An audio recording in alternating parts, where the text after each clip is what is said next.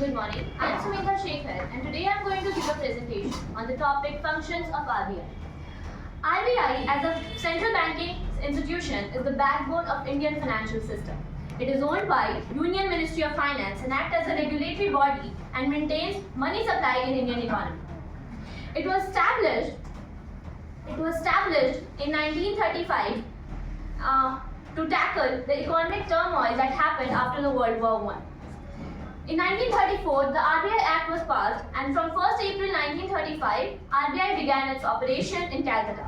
After India's independence, the Government of India passed RBI Act 1948, and from there on, it was nationalized, that is, the rights was transferred from a private entity to the government.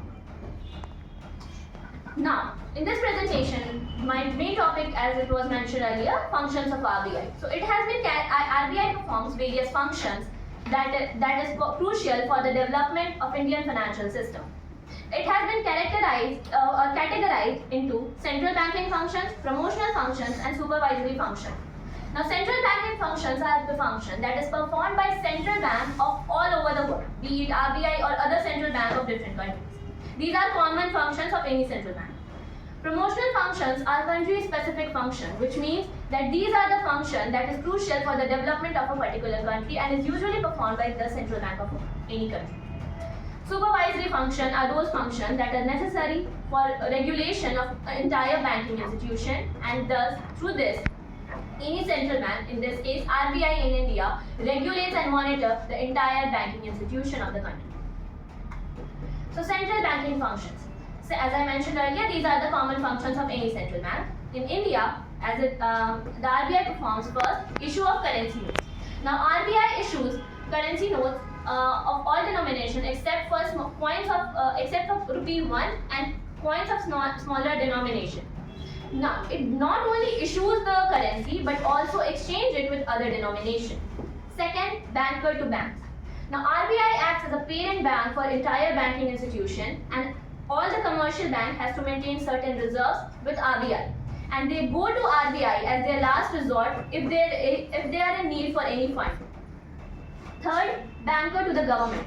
RBI acts as an agent for the government and represents the government on international level and accepts deposit, taxes, and makes payment on behalf of the government as well. Fourth, credit control functions. These are the functions that the RBI performs to maintain the credit flow in the economy, to control the situation of inflation through various tools such as open market operations. Next, promotional functions. These first, development of financial system. Financial system comprises of financial institutions, instruments, and market. And for the development or for the betterment of these financial system of the entire country, RBI performs various functions such as it establishes banking and it establishes guidelines and norms for banking and non-banking institutions. Second, provisional for industrial finance. Now, for the growth of for the economy to grow, the industries of the country must also grow. So, for this purpose, RBI plays instrumental role in developing and established banks like ICICI and Exim Bank.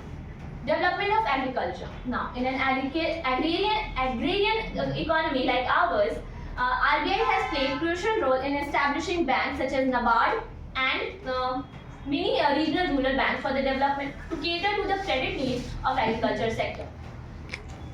Supervisory functions. First, granting license to banks. RBI grants license to banks so that they can commence their operation.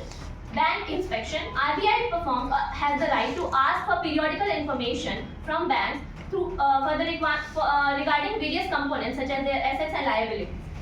Control over NBFIs. Now, non-banking financial institutions are not influenced by the monetary policy. However, the RBI has right to ask them for the information so that they can monitor their functioning as well.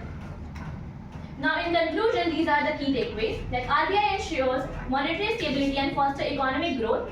It plays pivotal role in the banking and financial ecosystem, vital for sustaining confidence in India's financial system.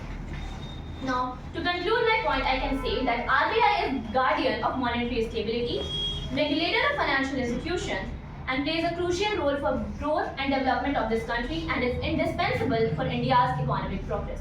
Thank you.